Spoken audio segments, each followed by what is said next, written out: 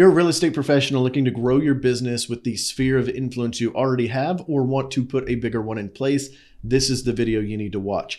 This strategy that I'm going to go over line by line, exactly how I did this, nets me over 60 sales per year from a pretty small database, and it can easily be done for you too. Let's go.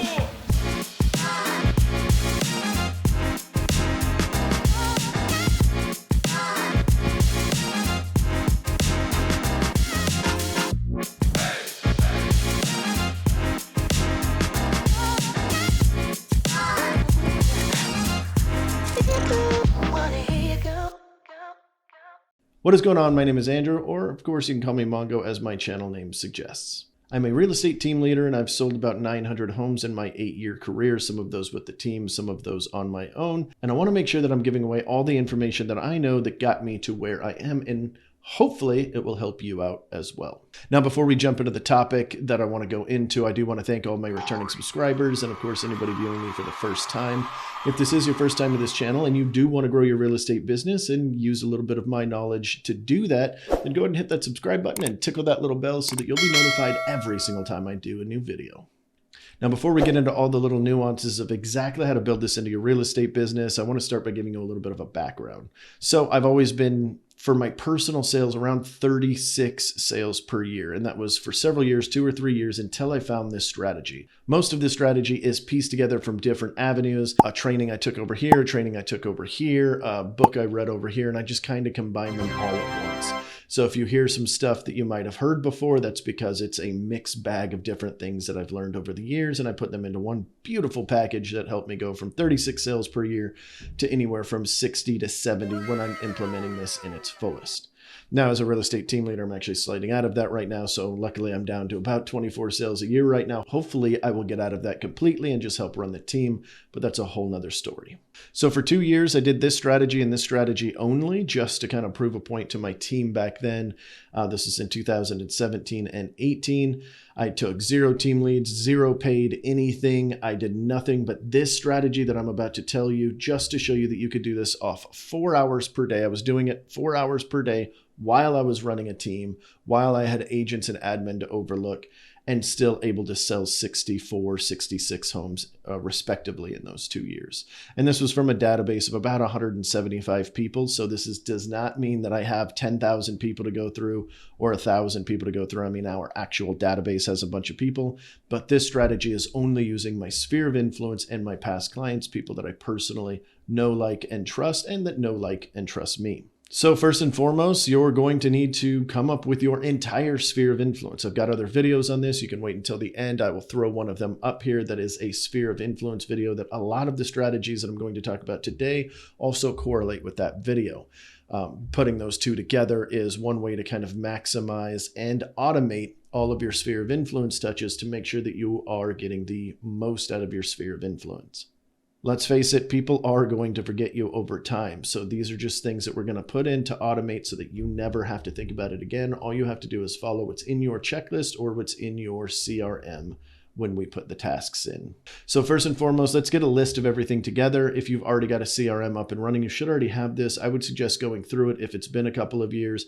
People fall off, things happen. Make sure you tag them with your SOI tag if you have a CRM that's doing hashtags and things like that. Make sure that you've got them separated or put them in a different pipeline or a different source, whatever your CRM allows, so that you can easily get to these people, because this is going to be the main source of your business. Just to put it in perspective of how many sales you should be able to easily attain from this, it should be somewhere between 14 and 20 sales per 100 people that you know per year. So if you know 300 people, that would be approximately 42 to 50, 60 homes essentially. And that's with 300, and that's done at a pretty low level. I actually think most people can get a lot more than that. As you've seen, I cleared 60 with just 175, so I don't think it's that far of a stretch. And the numbers are very simple here. If people buy and sell every 12 years, according to NAR, which I beg to differ, I think it's actually going lower right now. I just don't think the data's caught up. But let's say once every 12 years, it's a guaranteed 8 sales right there that you should get, because these people already know, like, and trust you. There's no reason they should be going anywhere else. From there, you're going to have a certain amount of them that are going to be buy-sell combos. So you're going to be selling their home and helping them buy another home. And then every person knows on average about 7 people per year that need a real estate agent. So if you're doing all of these touches right and a good portion of your people are cheerleading for you, they are going to push your name out and you should get referrals from them from time to time. Now, once you've got your list together, put everybody on a 3-month contact in your CRM. Like I said, that video that's going to show at the end, it's going to walk you through how to do all of this. I actually have a slightly more detailed strategy with that, but just for the length of time of this video, I don't want to go over all of that again. So put them all on a 3-month contact. Every 3 months, you're going to have a personal one-on-one conversation with them. I would also suggest that you put a note in there on what their preferred method of contact is. Don't use your own preferred method of contact. That's a big mistake a lot of agents make. Oh, well, I just like texting, so I'm going to text every one of my people. And then you're not going to get responses from a good chunk of them and wonder why. Well, that's because they're either email people or phone call people or social media people or leave me alone people. Now, when you're adding these into your CRM, if that's how you were doing it, don't put them all in at once, because then your entire database will need to get contacted once every 3 months on the exact same day. So try to space this out a little bit. And of course, if you want to take it to the next level, you segment them into A, B, C, and D categories. But again, the other video will help you with that. Then what I want you to do is go through this list. In fact, here's what I'll do for you guys. I will create a checklist. I'll put it down below. Quick little landing page. You can just download it right out. So throw your email in there. It'll email it to you. You can download it. You can go through this with each of your people. But here are the following things that I need you to put into your CRM and actually put tasks on to do. This way, every time you log into your CRM, it should give you a checklist of things that you need to do today. And as long as you do that, you will easily clear a very, very healthy living in your real estate career. So their birthday, I need you to do 2 tasks for their birthday. I need you to do one week prior to their birthday and one on the day of their birthday. Oh, Andrew, I don't know what their birthday is. Log into their Facebook, see if they've got it out there. If not, it's not a big deal. It'll eventually come up, and then you just add it into your CRM. This is a working document. Your CRM is a working tool, okay? So you should always be in there changing things. Every time you have a conversation, you should be writing notes on them just so that you can refer back to those. Because when you're contacting 200 or 300 people regularly, it's going to get hard to keep up with. Now, keep in mind, at 300 people, if you only work 44 days, it's only 5 touches per workday. That's, or 44 weeks. I think I said days, but 44 weeks out of the year. That's 2 full months off. And it's still only 5 contacts per day. So this is not an overwhelming thing, but it does take a little bit of time to set everything up. Oh, and before we go too far, if you do grab the tool down below or you want to reach out to me, all of my contact information is on the screen. If you want to shoot an email to that email that pops up and just say, I'm in the subject line, what I am doing is I'm gathering a list of people that have said they're in that might want to get extra tools from me. This way I can just auto email them to you in case you don't have time to watch all the videos. You can at least get some of these tools that we push out every single week, or at least I'm trying to push out every single week. So if you want to get on that list, just go ahead and email me right there and just put I'm in the subject line and we'll throw you right on the list. We're not going to bombard you with stuff. We are trying to provide value. I'm not trying to do anything else there. So you can definitely do that if you so choose. The next one is their wedding anniversary. You're going to do the same thing. Going back to the birthday taskers that you're throwing in there, you're doing one a week prior and one the day of. And the reason why we're doing both of those is because a week prior, you're going to do a handwritten note or you're going to use a card send out system that I'll talk about here in a little bit to send them a birthday card so that this way they get it before their birthday is up. And then on the day of, you're going to send them a private message, a phone call, or a voicemail message. I like to do voicemail messages on Facebook. This way I can sing them a little song. It's just kind of a silly thing that I do. I make my voice sound silly as well, just to kind of make it more funny. If it is one of those types of people to me that I have that connection with. If not, maybe I'll just wish them a happy birthday, cake, love, happiness, all that good stuff. Second thing is their wedding anniversary. Same thing. A week prior and the day of, you're going to do the exact same thing. A week prior, send them a card. The day of, send both them and their wife a little happy day message. Of course, you do need to make sure that they are on good terms. So you need to be making all your other follow-ups as well, because if they're on kind of rocky ground and you send them happy anniversary, they might be fighting or they might be separated or something like that. So try to be aware of that before you send this out. Number 3, if they are a past client, purchase anniversary. You're going to do the same thing, but this one's a little bit different. Instead of sending them a card, you're going to send them either a CMA or a handwritten card. Now, I suggest the CMA, but there is a side tool that you can use that we've just started doing this past year that has been tremendously helpful. And that is we basically send them out a basic CMA on their 1 week prior to their anniversary and just say, hey, this is just a rough CMA. Give me a call so we can go over your portfolio review together. And then you're going to do a portfolio review just like a financial advisor would do for somebody that has stocks, bonds, and IRAs and such with them. You can do the same thing because you're the financial advisor for their home and for their properties. Getting them in the mindset of having a portfolio instead of just a home that they live in is a really good way to get them to start thinking about investing if they are those types of people that want to invest. And of course, you can have a one-on-one conversation and it builds the relationship even better.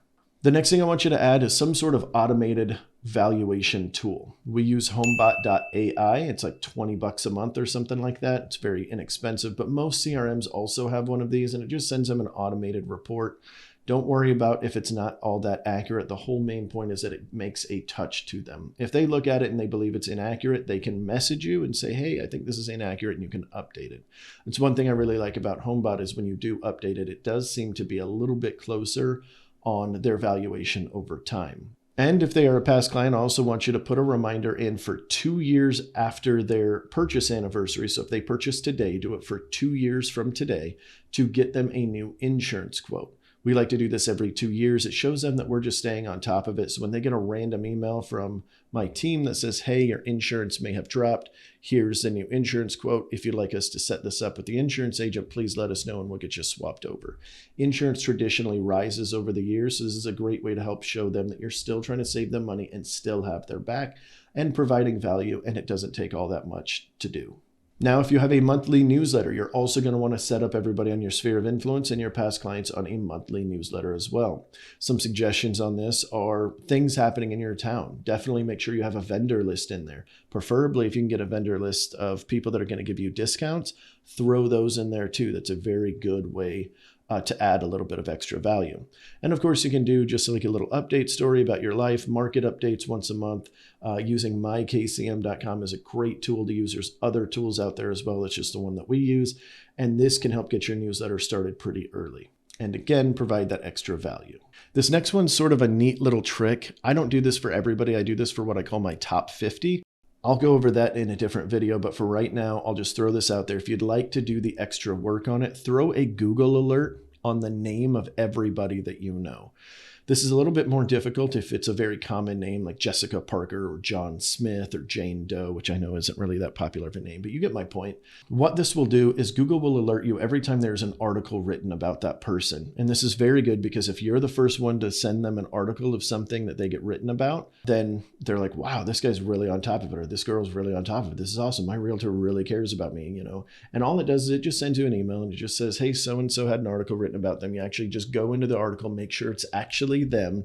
And if it is, send them an article to it. Say, hey, I just stumbled across this on, you know, Timeshare magazine or whatever it is, right? Or, you know, online article publication. Send it to them with just a little note. That's super cool. I like how you said this, you know, make a little comment about it.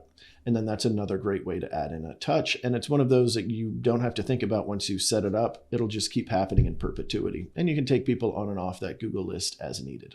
For those of you doing client events, which I suggest all of you guys do, make sure that they are on your list to invite to all of your client events that is appropriate to them. So if you're doing just a past client event that doesn't include your sphere of influence, then obviously just invite your past clients, not your sphere of influence, and vice versa. I will do a much deeper dive into client events on this later, but you don't have to spend a lot of money on this. So there are very inexpensive ways to do this. One of my favorite ways when I was brand new and I didn't have the kind of money to throw into client parties that we do now is I try to partner it with somebody else. This can be a lender. It can be, you know, your home inspector or what have you. Pairing with different industry groups or different leaders in other realms inside of the real estate industry is a great way to make the event look bigger because you've got their people in there as well.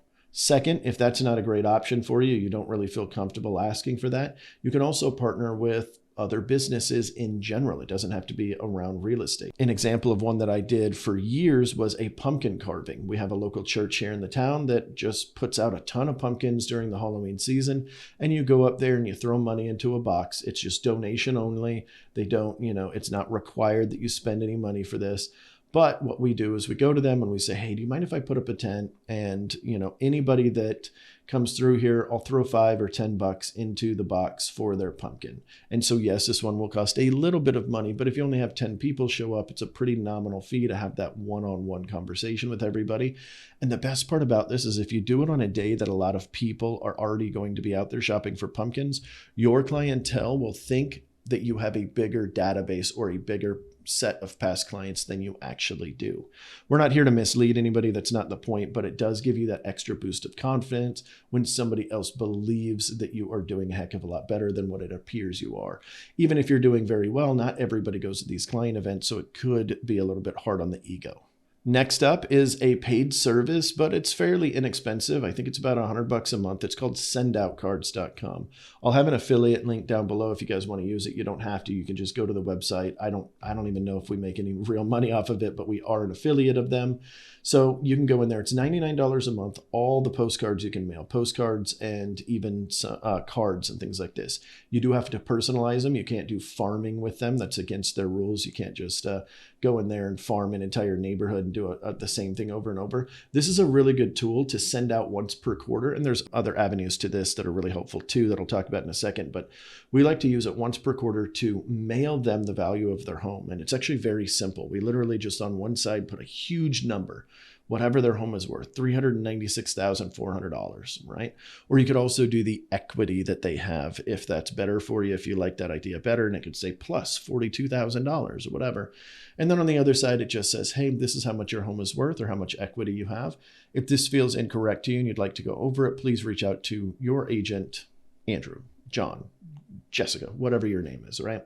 Now, with send out cards, you can also use this for other reasons. Like if you see something on Facebook and you don't want to do a handwritten card, or maybe somebody takes a really good picture and you just want to send it to them in a postcard to remind them of it. It's not super high quality when they send these things out, but it's high quality enough that it's a nice reminder. And you could just say something along the lines of, hey, I really love this picture of you in the mountains in South Africa. I hope this trip was amazing. Can't wait to catch up and hear more about it. And then you send that to them. And it's just another great little touch that breaks out of the noise of social media and everything else. And I talked about this briefly, but a once a year portfolio review. I do this on the purchase anniversary personally, but you could also do it every January, let's say, for everybody that you had the previous years. You can just run through it. And the people that want to sit with you to discuss their options, this would be a great time to do it. Whether it's January, February, it doesn't matter what month, or of course, like I said, you do it on their purchase anniversary. This is really good, especially right now in the climate that our country is in with the housing market and everything, because savvy investors right now are selling one property to buy two. So if you know somebody that has a rental property and solid equity, this might be a really good time to turn one profit into two profits. That's twice the amount of equity being gained, twice the amount. It might not be twice the amount of rental income, but it'll probably be a lot more than what they're just getting on one. So doing these portfolio reviews gets people in that mindset of, hey, I'm an investor now. I have an agent that's giving me portfolio reviews instead of just winging this and buying a house here and there and trying to do it on their own. You should be the advocate for them growing wealth. You are literally their wealth advisor when it comes to all things in their home.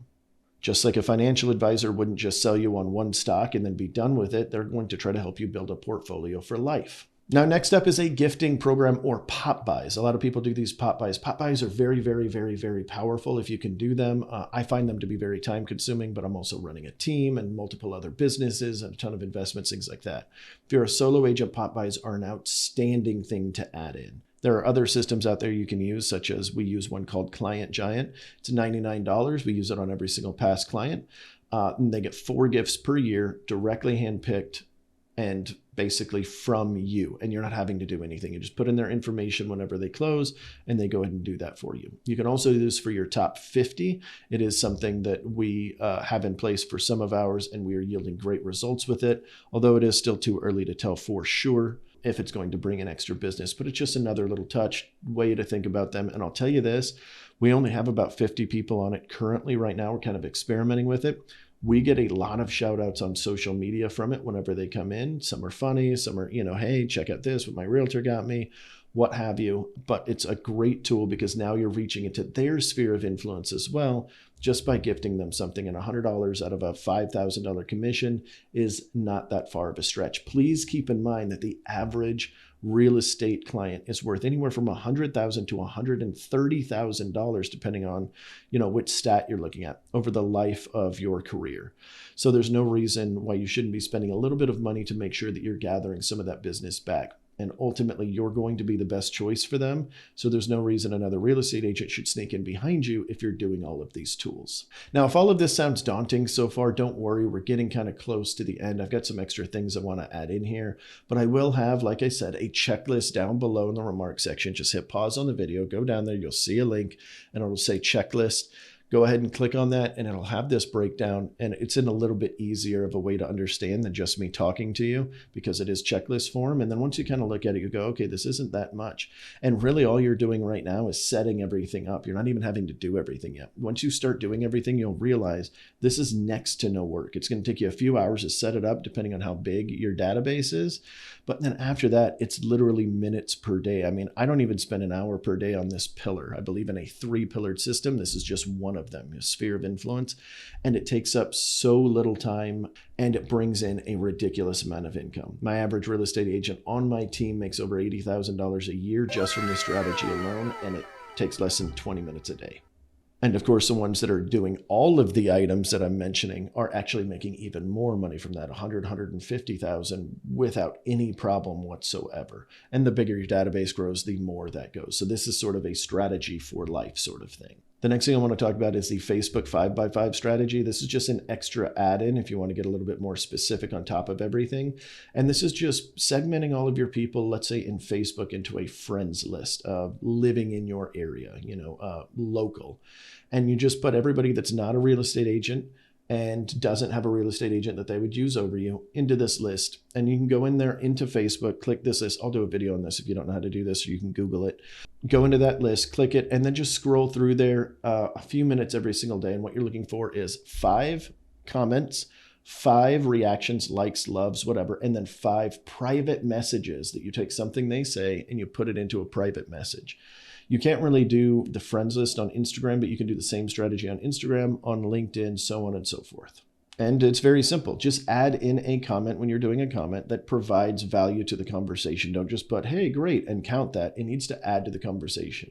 So you either need to ask a follow-on question with something, or you just need to comment and be part of the debate on whatever they are discussing. Now, for the private messages, all you do is you take that same stuff and you take it offline. In fact, you want to make it a little bit better. Find ways to use send out cards or any other personal reach outs from the online portals. So if it's Facebook, let's say, take the online and bring it offline. One of my favorite things to do is gifting. And I don't do this near as much as I probably should, but it's a very easy way to go in there and build the relationship a little bit further. Here's the example I generally use with people. Heather's kid, Jessica, just got into Florida State University. This is a real situation. I'm changing the names up.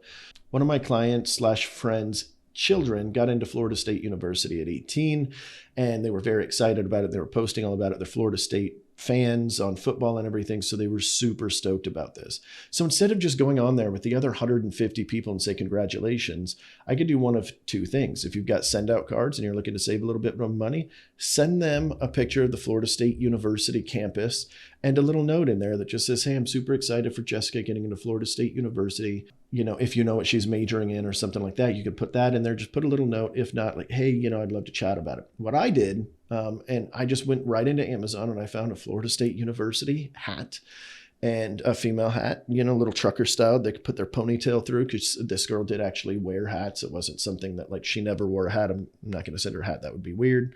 But Jessica did. And so I literally just bought it on Amazon. I did the gift thing, put it in a little gift bag for an extra $2 and wrote a little note that says, heard you got into FSU, or Jessica, heard you got into FSU. Super stoked for it. I know you've been a long time fan. Can't wait to hear how your 4 years at college is going to go or whatever, right? And then you send that out. She lit up like you wouldn't believe. She was so excited. She called me immediately as soon as it came through. So this is just another great way to further the relationship. Don't be afraid to take the online and take it offline. Now, for those of you thinking, holy cow, dude, I don't have a big sphere of influence. Well, you should. I can almost hear some of you now going, but Mongo, my sphere of influence isn't that big. I don't have that many people in it. That's fine. Even if it's 20 or 50 people, even if you have 0, you can start adding to that. I'll do a standalone video on social hacking and how to build your sphere of influence better, but it's very simple, guys. Just go out there and talk to more people. Utilize your hobbies, utilize sports leagues if you're a sports person. If you're into knitting, join a knitting group. If you're into speaking in public, join a Toastmaster, join a Chamber of Commerce, join whatever you need to join. Just get in front of more people and have more conversations with people and make friends. Just to get your brain going a little bit more, here are some of the things I've done personally in the past to grow my sphere of influence. Probably the one that worked the most for me, that I was dedicated on and actually like focused on trying to grow my sphere of influence, was a sports league. So out here, there's one called the Emerald Coast Social Sports. And it's just a bunch of people getting together, playing fun sports, and it just rotates through. It's kickball one time, softball another time, volleyball. They do dodgeball, bowling, a bunch of different sports. And you just sign up for them. It's like $45 or $100 or something for the whole season, which might be 8 weeks long.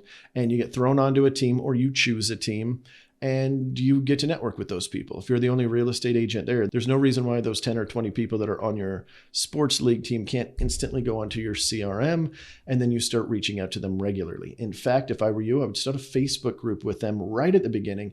Just say, hey guys, just wanted to have a quick form of communication with everybody. Boom, there it is. And the one that I was in just keeps getting added to. I haven't even been in the sports league in like 4 or 5 years.